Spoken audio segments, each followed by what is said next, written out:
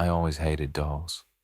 Something about their lifeless eyes, their painted smiles, always sent a chill down my spine. So when I inherited my great uncle's house, filled with his collection of antique dolls and puppets, I was less than thrilled. But I needed a place to stay, and I was broke, so I didn't have much choice. The house itself was an old, creaky Victorian, the kind you see in horror movies. But what really made my skin crawl were the dolls. They were everywhere, on shelves, in cabinets, even sitting in chairs, their glass eyes following me wherever I went. I tried to ignore them, telling myself they were just toys, but it was hard to shake the feeling that I was being watched. Then, strange things started happening. At night, I would hear footsteps, soft, shuffling sounds coming from the hallway outside my bedroom. I would get up to check, but there was never anyone there. I tried to tell myself it was just the house settling, the old wood creaking, but deep down, I knew better. One night, I woke up to find one of the dolls sitting on my bedside table. I was sure I had left it in the living room, but here it was, its glass eyes staring at me in the dark. I threw it out the window, my heart pounding in my chest, and locked the doors. But the next morning, it was back, sitting in its usual spot as if nothing had happened. I started to notice other things. The dolls would move when I wasn't looking, their heads turning, their eyes following me. I would hear soft giggles in the dead of night, like children playing a twisted game. I knew I had to get out, had to leave the house, but something was keeping me there, something I couldn't explain. I decided to explore the attic, hoping to find some clue, some explanation for the strange occurrences. The stairs creaked under my weight as I climbed, the air growing colder, the darkness pressing in around me. The attic was filled with old boxes, covered in dust and cobwebs, and in the corner I saw it, a large, old-fashioned puppet theater.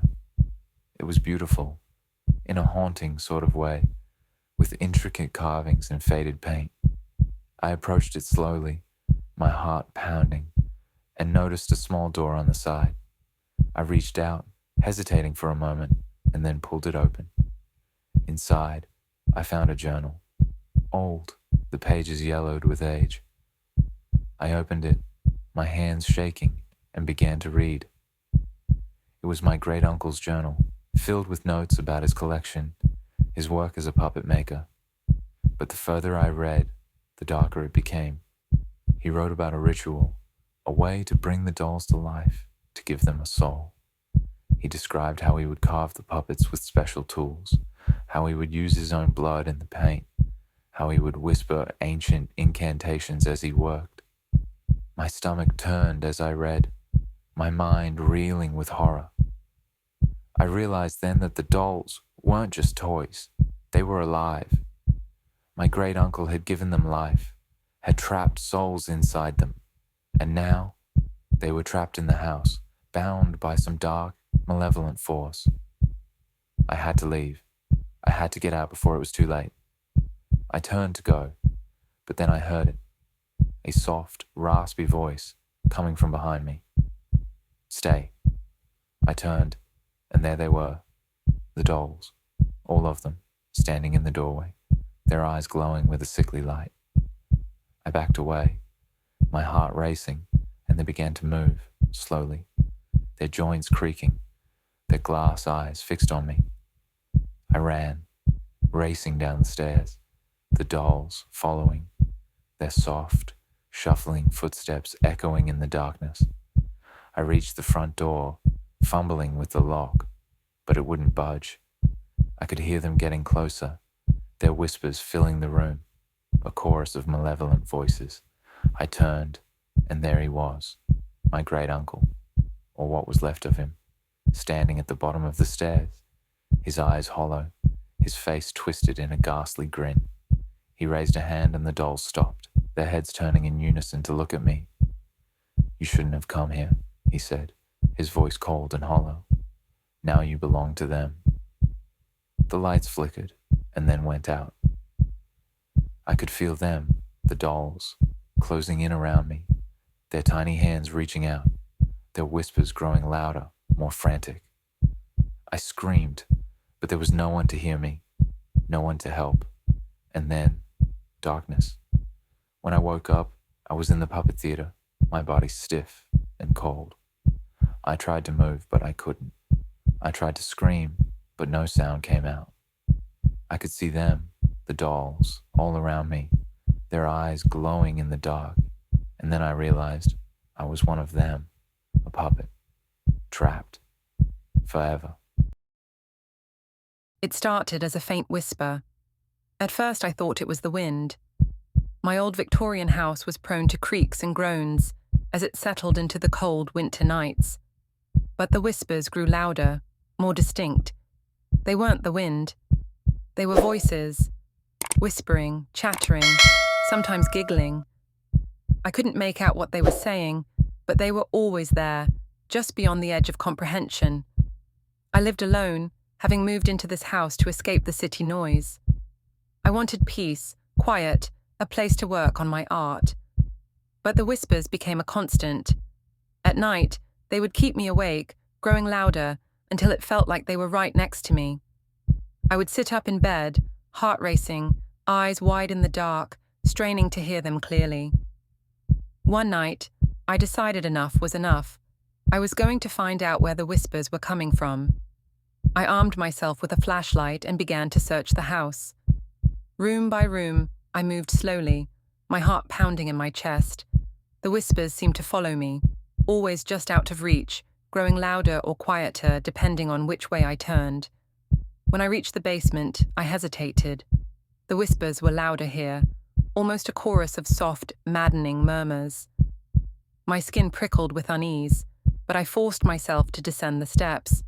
The basement was cold, the air thick with dust and neglect. I swept the beam of the flashlight around, illuminating the cluttered space. As I moved deeper into the basement, the whispers intensified. They weren't just voices now. I could hear breathing, soft and labored. The hair on the back of my neck stood up. I swung the flashlight toward the source of the sound and saw it. A wall, covered in an old, rotting tapestry. The whispers were coming from behind it. With trembling hands, I reached out and pulled the tapestry aside. The whispers stopped. I was left in eerie silence, my breath echoing in the quiet. I shone the flashlight on the wall and gasped. There, carved into the plaster, was a doorway, a small, narrow door I had never noticed before. It was sealed shut, but as I stood there, staring at it, I felt a cold draft seeping through the cracks. My heart hammered against my ribs. I didn't want to open it, but something deep inside me, a morbid curiosity perhaps, compelled me to reach for the handle. As soon as my fingers touched the cold metal, the whispers started again, louder, more insistent. I pulled the door open, and the smell hit me first, a foul, putrid odor, like something long dead. The beam of my flashlight fell upon a small, dark space, no bigger than a closet. Inside, I saw them. Bones, human bones, piled haphazardly, some still wrapped in shreds of decaying clothing. I stumbled back, my mind reeling, bile rising in my throat. The whispers grew louder, more frantic, filling my ears with their incoherent babble. I backed away, tripping over my own feet, desperate to get away from that horrible sight. But then, something grabbed me. I felt cold, bony fingers wrap around my ankle. I screamed and kicked out, but the grip tightened. I fell to the ground, and the flashlight slipped from my hand, spinning away into the darkness. The whispers were deafening now, a cacophony of voices all around me, screaming, shouting, wailing. I clawed at the floor, trying to pull myself away, but the hand was pulling me back, dragging me toward the dark, toward the bones. I turned, my eyes wide with terror, and saw them, a dozen faces, gaunt and hollow, staring at me from the shadows. Their mouths moved, forming words I couldn't hear, couldn't understand. I kicked harder, thrashing against the unseen force, my heart hammering in my chest. Suddenly, the grip loosened, and I scrambled to my feet, bolting up the stairs, not daring to look back. I slammed the door shut behind me and ran to my room, locking myself inside. For hours, I sat there, my back against the door, panting, listening to the silence. The whispers were gone, but the memory of them lingered, echoing in my mind. I didn't sleep that night, or any night after. The next day, I boarded up the basement door and left the house. I couldn't stay there anymore. The whispers might have stopped, but I could still feel them, just out of sight, waiting. Sometimes, when I close my eyes, I see those faces, their hollow eyes staring at me, their mouths moving, forming those silent, terrifying words. I moved far away, to a crowded city, hoping the noise would drown out the memory. But at night, when everything is quiet, I can still hear them, the whispers. They never really left me. And I know, deep down, they never will. I had always been a light sleeper.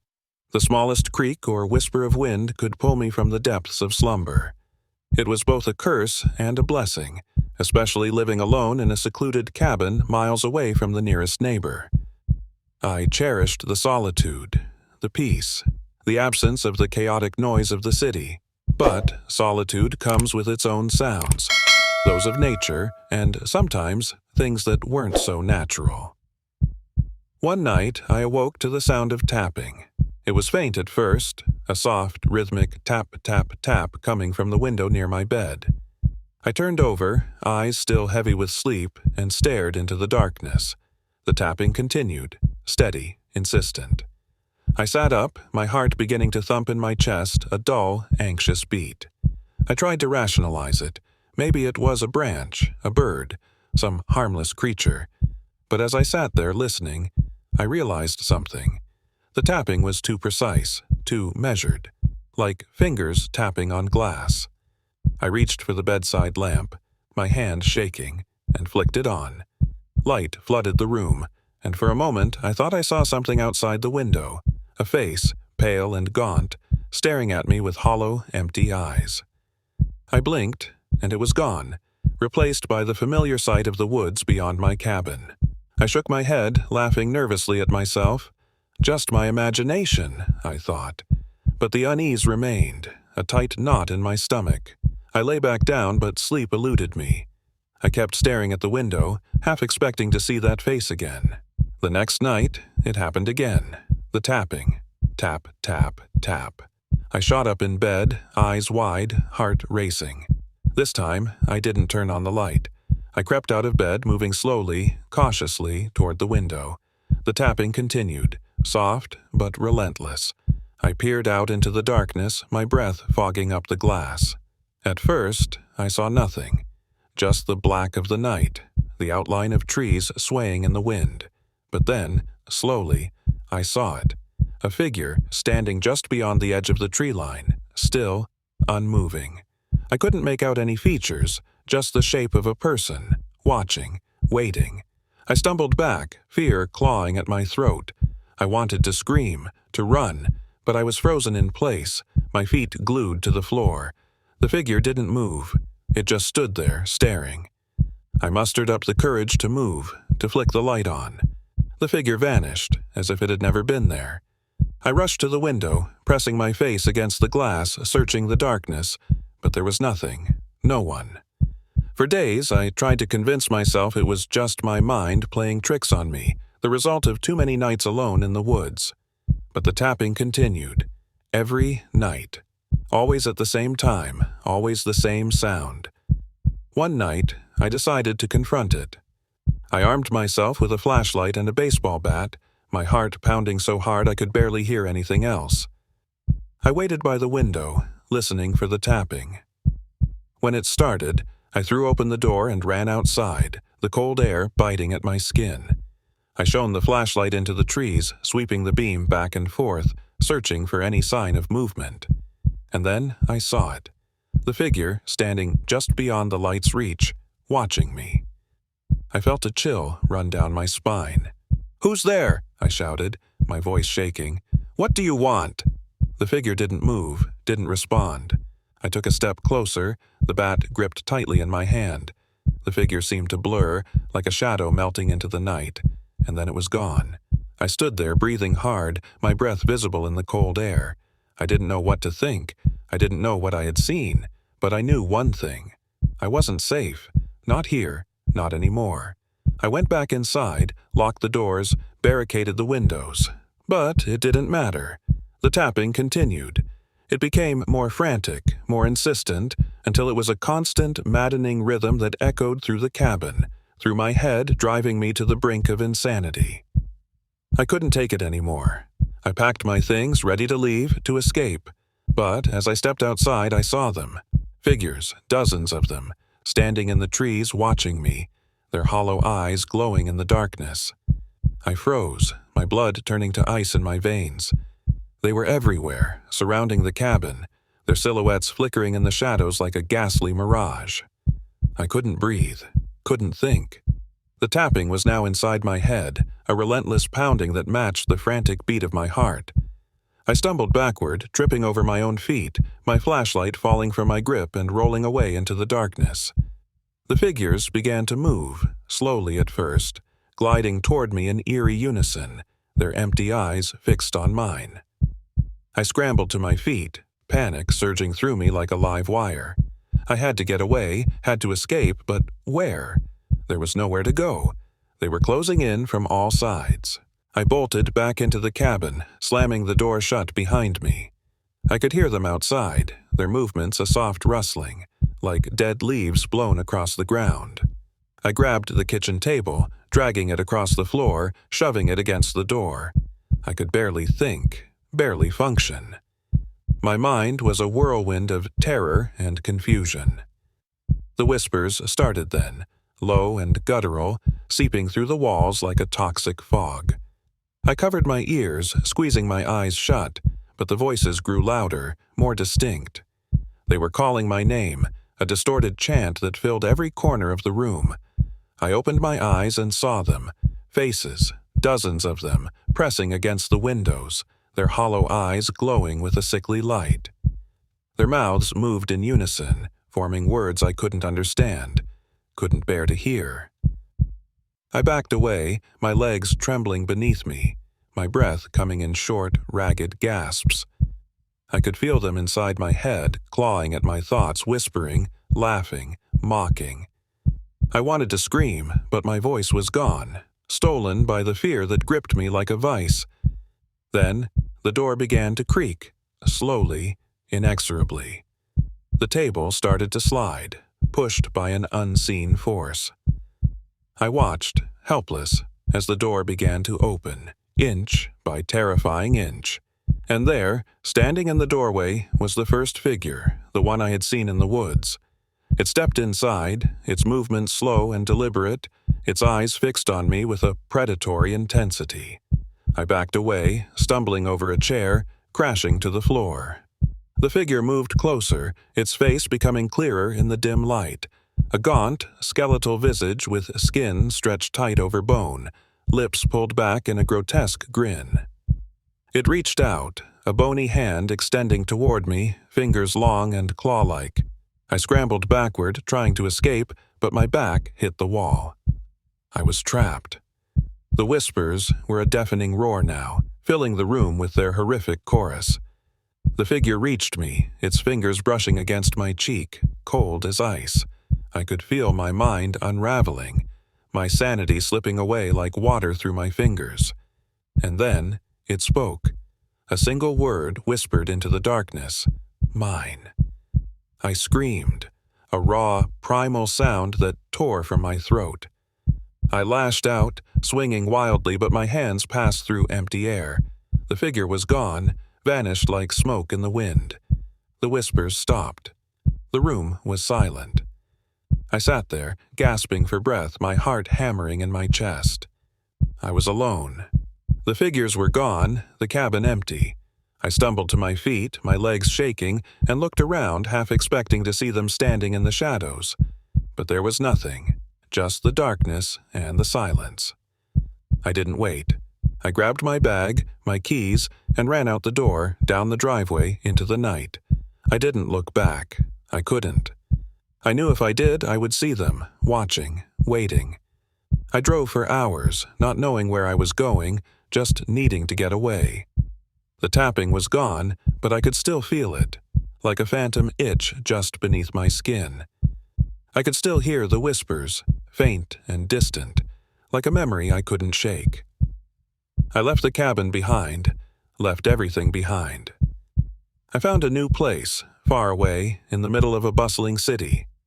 I thought I was safe, thought I had escaped, but last night I heard it again, the tapping, soft, insistent, coming from the window, and I knew they had found me.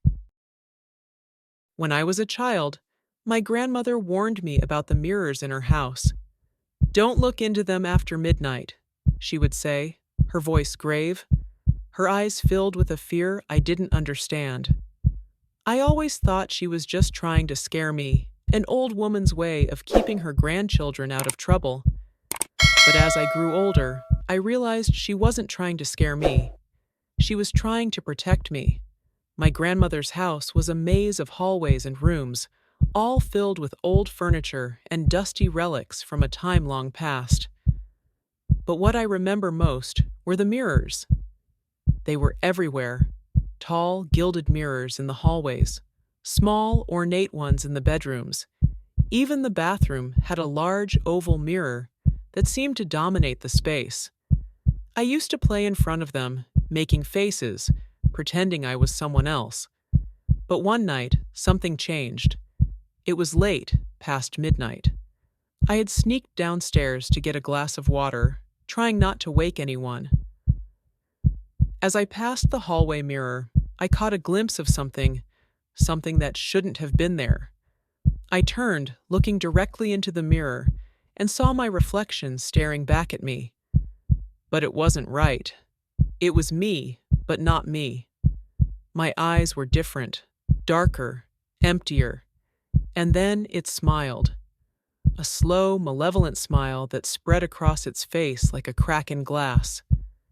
I froze, my breath catching in my throat. The smile grew wider, too wide, stretching beyond what was natural. I blinked, and it was gone. My own terrified face stared back at me, pale and wide-eyed. I ran back to my room, heart pounding, convinced it was just a trick of the light, a half-asleep hallucination. But deep down, I knew something was wrong. The next night, I avoided the mirrors. I kept my head down, my eyes fixed on the floor as I walked past them. But I could feel it. The presence, the weight of something watching me, lurking just beyond the glass. Days turned into weeks, and the feeling didn't go away. I started having nightmares. Dark, twisted dreams, where I was trapped inside the mirror, banging against the glass, screaming for help as my reflection watched with that same eerie smile. One night, I woke up drenched in sweat, my heart racing. I could feel it. Something was in the room with me. I turned on the light, my eyes darting around, and then I saw it. The mirror on the wall. The surface was dark, almost black, and I could see a figure standing there, just beyond the glass. I wanted to look away, wanted to close my eyes, but I couldn't. My gaze was locked onto the mirror, drawn to it like a moth to a flame. The figure moved closer, its features slowly coming into focus. It was me, my reflection. But it wasn't moving with me. It was standing still, staring at me with that same dark, empty gaze. I tried to move, to run, but I was frozen, paralyzed with fear. The reflection raised its hand, pressing it against the glass, and I could see the surface begin to ripple, like water disturbed by a pebble. I felt a cold wind wash over me, and suddenly the lights went out. I was plunged into darkness, my breath hitching in my throat. I could hear it then, a soft scratching sound, like fingernails on glass. I turned, my eyes straining in the dark, and saw it.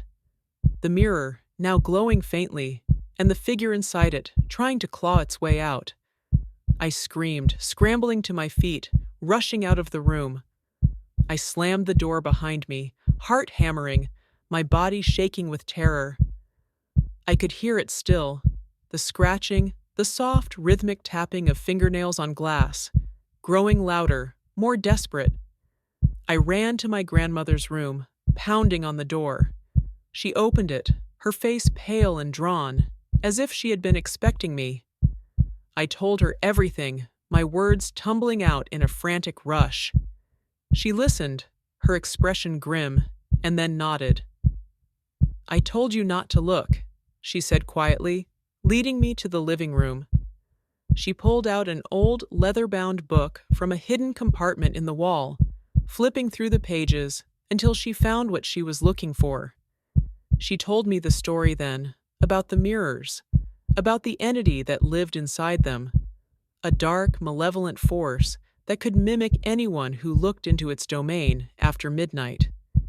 It could mimic them perfectly, down to the last detail, and if it ever managed to escape, it would take their place in our world.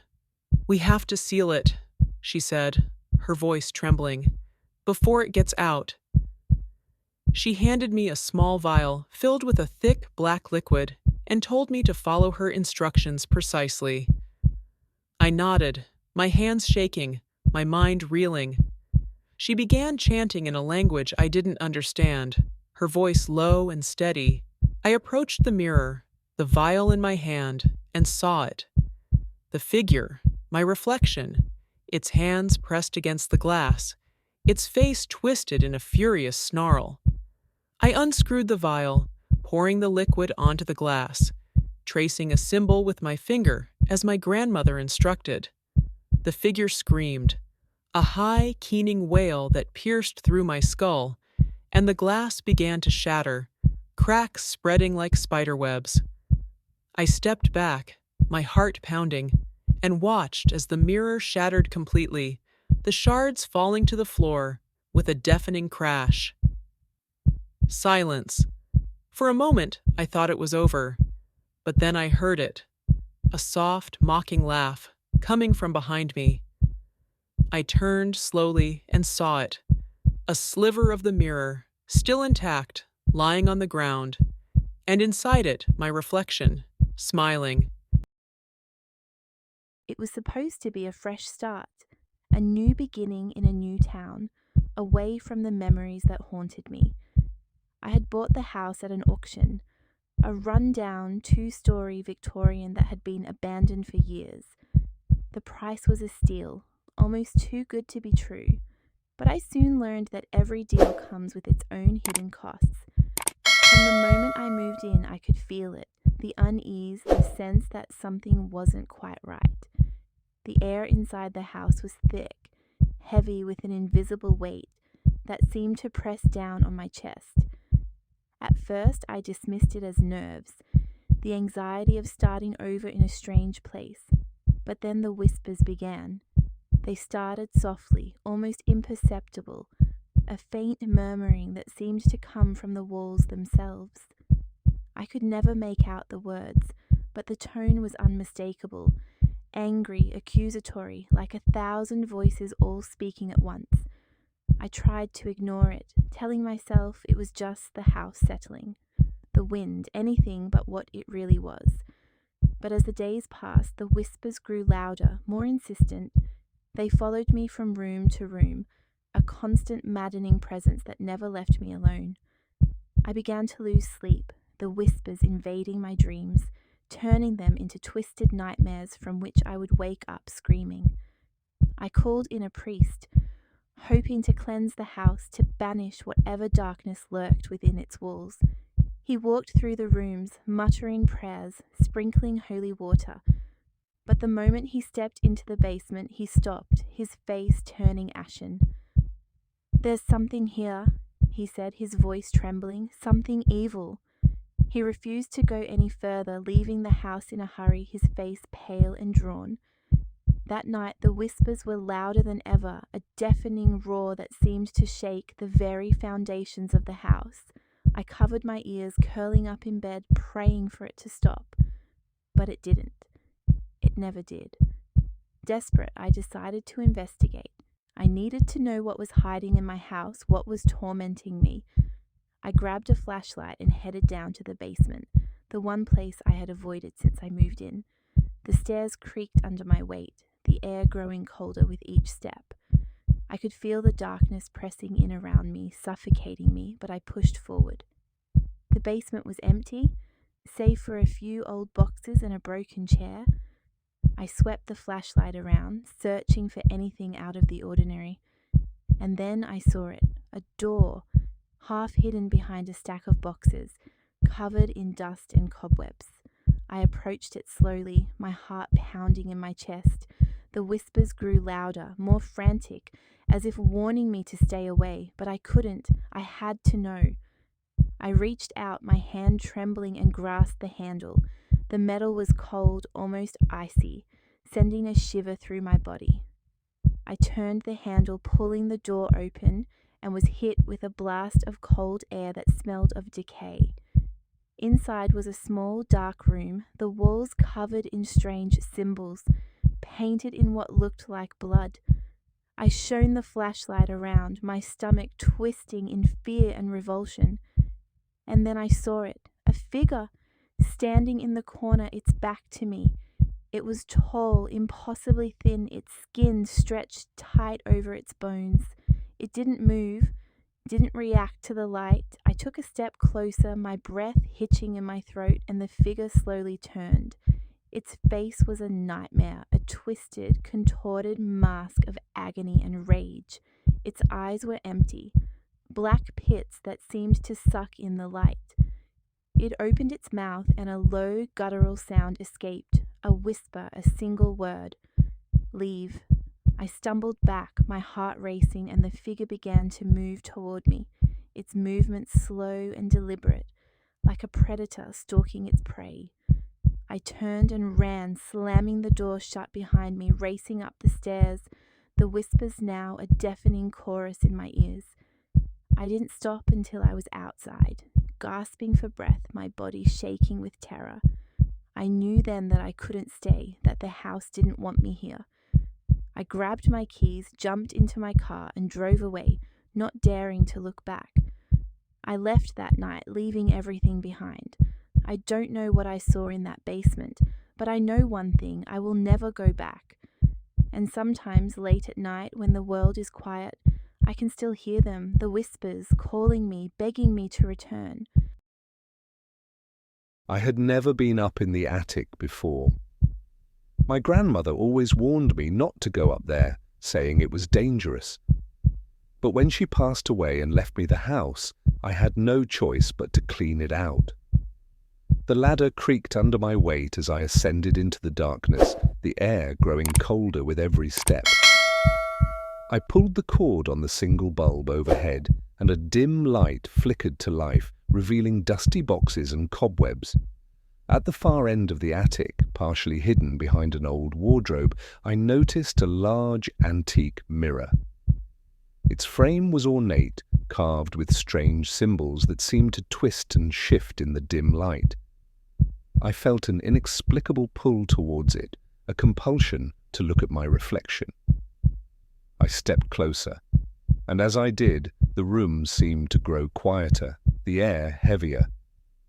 When I finally stood before the mirror, I saw myself. But it wasn't quite me. My reflection was slightly off, like a poor imitation.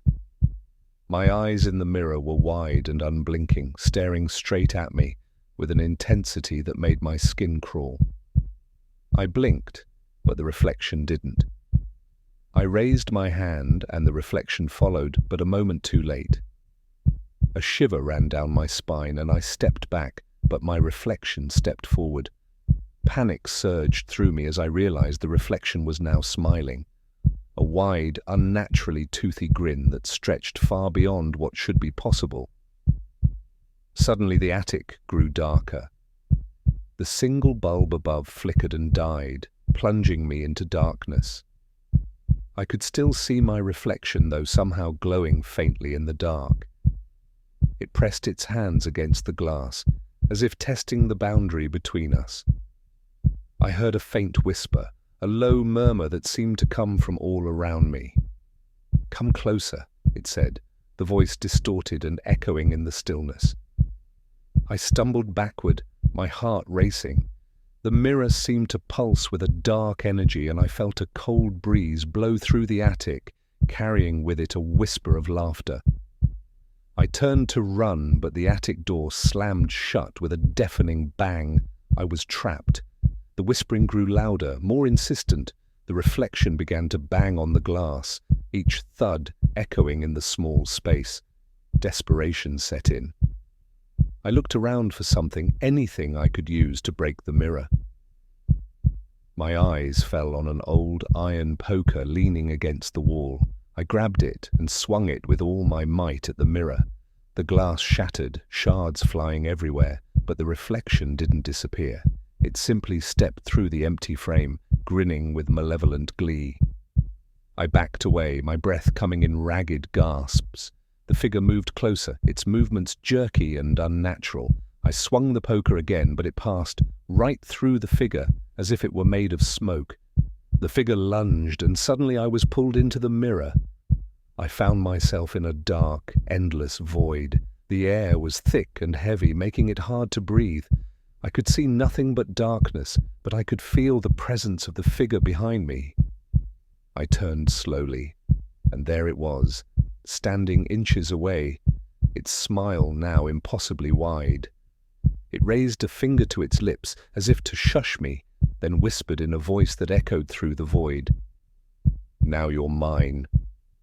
The world around me began to spin, and I felt myself being pulled deeper into the darkness. I screamed, but no sound came out. The last thing I saw before everything went black was my own reflection in the figure's eyes. A look of terror frozen on my face. When I woke up, I was back in the attic, but something was different. The air was stale and musty, and the light from the bulb seemed dimmer. I looked around, and my heart sank. I was still in the attic, but everything was reversed, like a mirror image. The ladder was on the wrong side, the boxes were piled differently, and the mirror was whole again. I looked into it and saw myself, standing in the real world. My reflection stared back at me, its face expressionless. I pounded on the glass, shouting, begging for help, but my reflection only smiled that same unnatural smile and turned away. I was trapped, a prisoner in my own mirror. Now every time someone comes into the attic, I try to warn them, try to reach out, but they never hear me. They only see their own reflection, just as I did, not realizing that it's watching, waiting for its next victim. It started with a wrong number. I was working late, the office empty except for me. The phone rang, the shrill sound cutting through the silence. I picked up, expecting to hear a client or a colleague, but instead, there was just static. I was about to hang up when I heard a voice, faint and distant. "Help me," it whispered, barely audible over the static. My heart skipped a beat. "Who is this?" I asked, but there was no response, just more static. I hung up, chalking it up to a prank or a crossed line. But then it happened again and again. Each time, the same faint voice, the same plea for help. By the third call, I was unnerved. I checked the caller ID, but it showed nothing, just a string of zeros. I tried calling the number back, but the line was dead. I decided to let it go, assuming it was some glitch in the system. But then the calls started coming more frequently. Every few minutes, the phone would ring, and every time, it was the same voice, growing more desperate with each call. "Help me," it would whisper, the static louder now, almost drowning out the voice. I tried ignoring it, but the calls wouldn't stop. I unplugged the phone, but it rang anyway, the sound echoing through the empty office. My hands were shaking as I picked up the receiver, my heart pounding in my chest. "Who are you? What do you want?" I shouted into the phone. There was a long pause, and then, in a voice clearer than before, it said, I'm trapped. I felt a chill run down my spine. Trapped where? I asked, my voice trembling. Between, the voice replied, then faded back into static. I had no idea what it meant, but the fear in the voice was palpable. I could feel it through the phone, a cold, clammy dread that seeped into my bones. I wanted to help, but I didn't know how. I didn't even know if this was real. I spent the next few days in a daze, unable to focus on anything. The calls continued, each one more urgent than the last. I barely slept, haunted by the voice. I tried talking to my colleagues about it, but they just laughed it off, saying it was probably some sort of elaborate prank. But then one night, I got another call, this one different. The voice was clearer, more human. Please, it said, I don't have much time. What do you mean? I asked, gripping the phone tightly. I'm trapped between worlds, the voice said, in the static. I need you to help me cross over. How? I asked, my mind racing. There's a way, the voice replied, but you have to trust me. Against my better judgment, I agreed. The voice guided me through a series of strange, nonsensical instructions. Turning the lights on and off, rearranging the furniture, reciting a series of numbers. I felt foolish, but I was desperate to end the calls, to find some peace. Finally, the voice told me to pick up the phone one last time. I hesitated, my hand hovering over the receiver. What will happen? I asked. You'll help me cross over, the voice replied, and I'll be free. I took a deep breath and picked up the phone. The line was silent, but I could feel a strange energy in the air, a static charge that made my skin prickle. Then, without warning, the lights flickered, and I heard a low hum, growing louder and louder. Suddenly, the hum turned into a deafening roar, and I felt a sharp pain in my head, like something was being ripped out of me. I screamed, dropping the phone, but the pain didn't stop. It felt like I was being pulled in all directions, stretched thin. I tried to move, but I was frozen, paralyzed by the pain. Then, as quickly as it started, it stopped. The room was silent, the light steady. I collapsed to the floor, gasping for breath. I looked around, but everything seemed different. The office was the same, but the colors were muted, the air heavy and still. I tried to stand, but my body felt sluggish, like I was moving through water. I reached for the phone, but my hand passed right through it. Panic set in as I realized I couldn't touch anything. I was insubstantial, like a ghost. And then I heard it. The sound of a phone ringing. Not just any phone, but my phone in my pocket. I pulled it out, my hands trembling. The screen was blank, but the ringing continued. A low, insistent tone that seemed to come from everywhere and nowhere at once. I answered it, my heart pounding in my chest. Hello, I whispered. Thank you, the voice said, clear and strong. I'm free now. And then it hung up. I'm still here, in this strange, muted world. I don't know how to get back, or if I even can. I can see people, but they can't see me. I try to reach out, but my hand passes right through them. I'm trapped, just like the voice said, trapped between worlds, in the static. And now, every time a phone rings, I feel a flicker of hope. Maybe, just maybe, someone will hear me. Maybe someone will help me cross back over. Or maybe I'll be stuck here forever. I first heard it late at night, a faint scratching sound coming from beneath the floorboards of my bedroom. At first I dismissed it as mice or some other small creature, but as the nights passed the sound grew louder, more insistent. It wasn't just scratching, it was rhythmic, deliberate, like someone tapping a code. I tried to ignore it, but sleep became impossible. I could feel the vibrations through the bed, each tap resonating in my bones. I tried earplugs, white noise, even sleeping in the living room, but the sound followed me, always there, just at the edge of of hearing. One night, desperate for sleep, I decided to investigate. I pried up a loose floorboard and shone a flashlight into the dark, narrow crawl space beneath the house. At first I saw nothing but dirt and cobwebs, but then I noticed something odd, a small, dusty box half buried in the dirt. I reached down and pulled it out. It was heavy, made of metal and covered in strange symbols that looked almost like runes. My hands trembled as I opened it, revealing a collection of old yellowed photographs and a small leather-bound journal. The photographs were faded, but I could make out a few faces. A man, a woman, and a little girl. They looked happy, but there was something off about their eyes, something empty and hollow. I turned to the journal, hoping for some explanation. The entries were scrawled in a messy hand, detailing the life of a family that had lived in the house long before me. As I read, a chill crept up my spine. The entries spoke of strange noises, of whispers in the dark, of a presence that seemed to grow stronger every day. The family had tried to leave, but every time they packed up, something would go wrong. A flat tire, a sudden illness, a lost set of keys. The last entry was frantic, barely legible.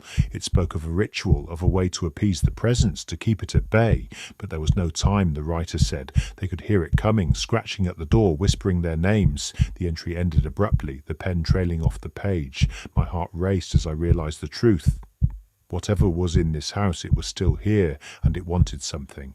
I put the journal back in the box, my mind racing. I needed to know more to understand what I was dealing with. I spent the next few days researching, digging through old records and newspaper archives. What I found was disturbing. The family in the photographs had disappeared without a trace. No bodies were ever found, no clues, nothing. It was like they had vanished into thin air, and they weren't the only ones. Over the years, several families had lived in the house, and each one had a similar story. Strange noises, mysterious occurrences, and then nothing. I knew I had to leave, but I couldn't. Every time I tried to pack, I felt a cold hand on my shoulder, heard a whisper in my ear. "Stay," it would say. "Stay with us." The scratching grew louder, more frantic, as if whatever was beneath the floorboards knew I was trying to leave. One night the noise became unbearable. The scratching turned to banging, the floorboards shaking under my feet. I knew I had to end this once and for all. I grabbed a crowbar and pried up the floorboards, tearing them up one by one. The noise grew louder, a deafening roar that filled the room. I shone my flashlight into the darkness, and there, beneath the floor, I saw it. A figure, thin and pale, with long, bony fingers that scraped against the wood. Its eyes were wide and empty, its mouth hanging open in a silent scream. I stumbled back, my heart pounding in my chest, but then it spoke. "Help us," it whispered, its voice a low, rasping croak. We're trapped in the dark." I realized then that the figure wasn't alone. Behind it I could see more shapes, more faces, all staring up at me with those same empty eyes. I backed away, my hands shaking, but the figures began to crawl out, pulling themselves up with their long, bony fingers. I ran to the door, but it slammed shut in my face. The room grew colder, the air thick with a rotten stench. I could hear them behind me, their breath hot on my neck. I turned, and they were there, their faces inches from mine.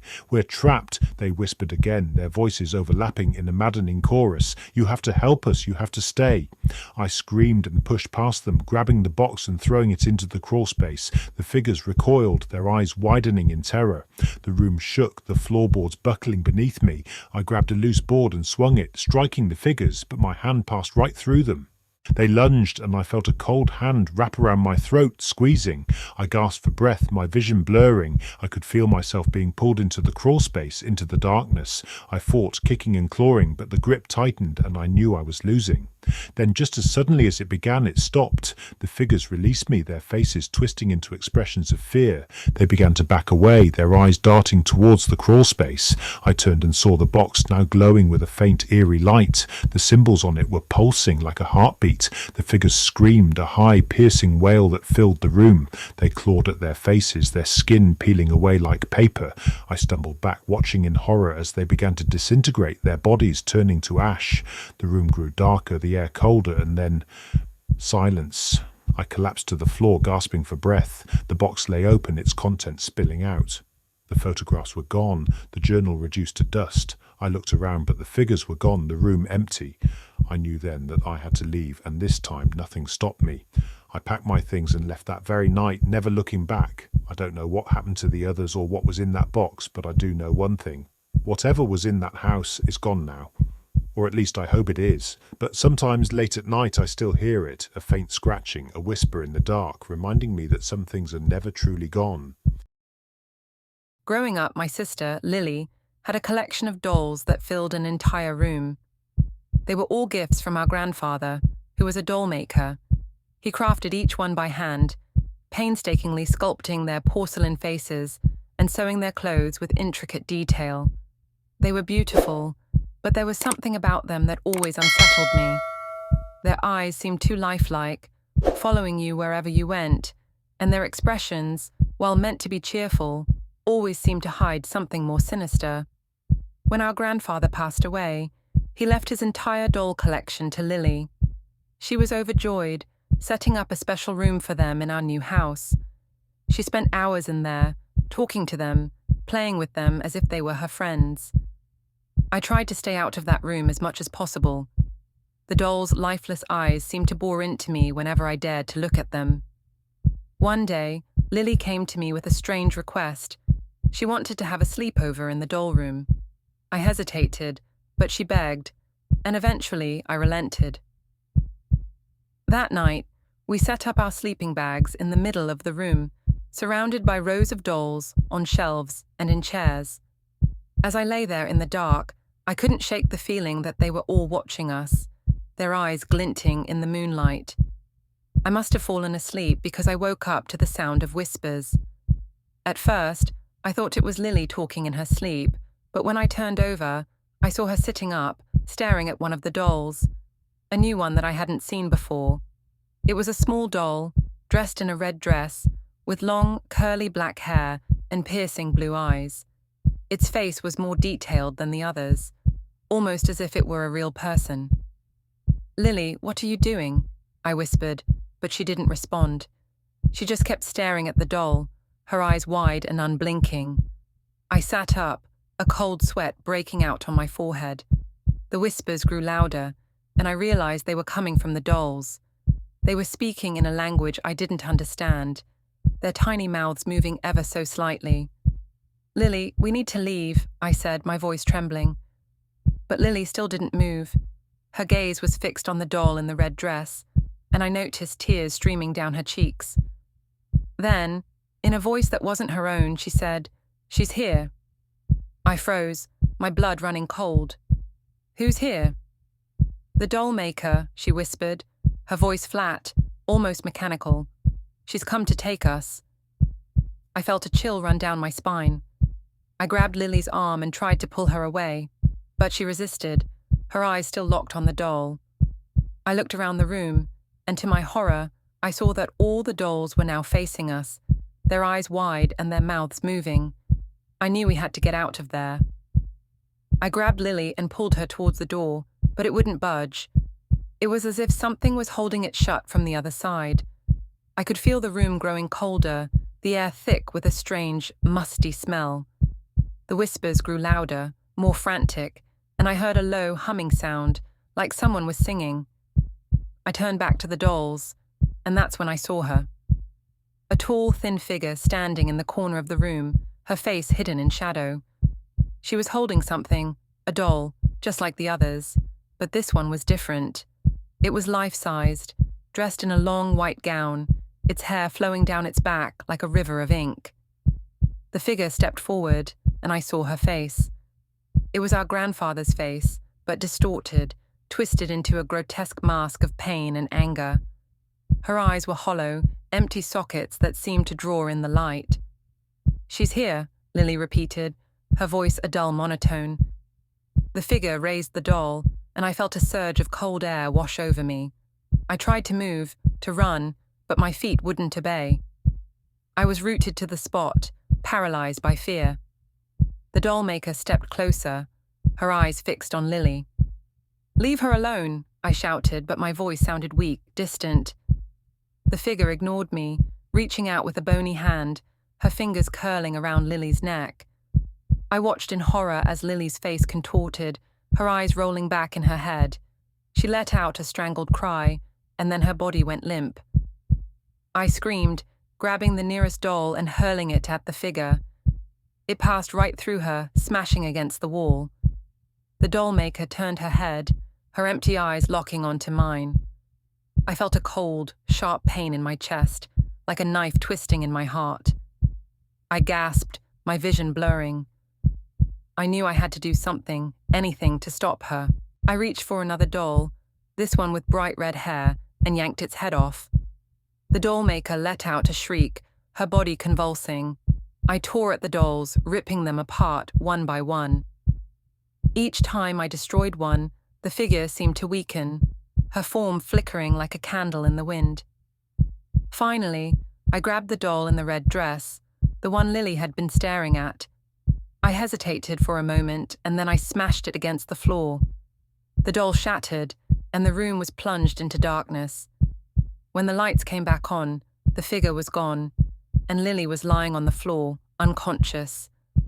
I rushed to her side, my heart pounding in my chest. She was breathing, but her face was pale, her skin cold to the touch. I carried her out of the room and down the stairs, never looking back. We left the house that night and never returned. Lily doesn't remember what happened, but sometimes, when she sleeps, she mutters in that strange mechanical voice. I've tried to forget, to move on, but I can't. I still hear the whispers sometimes, late at night, coming from the shadows. I know the Dollmaker is still out there, still looking for her next victim, and I know she'll never stop. I always loved hiking, especially in remote, untouched places where the trees stretched tall and the undergrowth was thick. So, when I heard about the Black Forest, an uncharted area deep in the mountains, I knew I had to go. The locals warned me against it, saying it was cursed, but I didn't believe in such things. I packed my gear and set out early in the morning, eager for adventure. The first few hours were peaceful. The forest was beautiful, the air crisp and clean. But as I ventured deeper, the atmosphere changed. The trees grew denser, their branches intertwining overhead, blocking out the sunlight. The path became narrower, more difficult to follow. I could feel a strange energy in the air, a heaviness that pressed down on me. By midday, I realized I was lost. The path had disappeared, swallowed up by the undergrowth.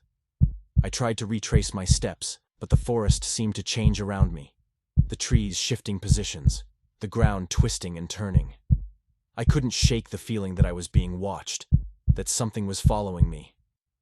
I continued on, hoping to find my way out, but the forest only grew darker, the air colder. I could hear strange noises all around me, whispers, rustling leaves, footsteps. I called out, but there was no response, just an echo that seemed to mock me. As night fell, I set up camp in a small clearing, too exhausted to go any further. I built a fire, hoping it would keep whatever was out there at bay. But the fire's light only seemed to deepen the shadows, and the noises grew louder, more distinct. I could hear voices now, low and guttural, speaking in a language I didn't understand. I tried to sleep, but every time I closed my eyes, I saw them. Figures moving through the trees, their eyes glowing in the darkness. I knew I wasn't alone. I could feel their presence, closing in on me, surrounding me. I grabbed my flashlight and shone it into the forest, but the light barely penetrated the thick darkness. Suddenly, I heard a loud snap, like a branch breaking, followed by a low growl. I turned, and there, standing just at the edge of the clearing, was a figure. It was tall and thin, its skin pale and stretched tight over its bones. Its eyes were hollow, black pits that seemed to draw in the light. It opened its mouth, revealing sharp, jagged teeth, and let out a low, guttural hiss. I stumbled back, my heart racing. I grabbed a stick from the fire and waved it at the figure, but it didn't move. It just stood there, watching me with those empty eyes. I knew I had to run, but my legs wouldn't move. I was frozen, paralyzed with fear. The figure stepped forward, and I could see more of them now, emerging from the shadows, their eyes glowing in the darkness. They moved slowly, deliberately, their steps silent on the forest floor. I knew I had to do something, anything to get away. I turned and ran, crashing through the undergrowth, branches whipping at my face. I could hear them behind me, their footsteps growing louder, closer. I ran faster, my heart pounding in my chest, my breath coming in ragged gasps. I don't know how long I ran, but eventually I stumbled and fell, my legs giving out beneath me. I lay there, gasping for breath, my body trembling with exhaustion.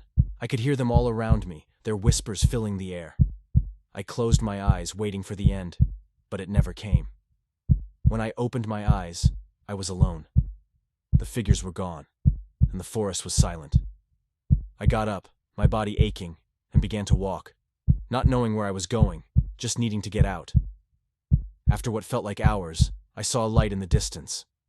I stumbled towards it, my heart lifting with hope. As I got closer, I realized it was a cabin, its windows glowing with warm, inviting light. I knocked on the door, and a man opened it, his face lined with worry. He took me in, gave me food and water, and listened as I told him what had happened.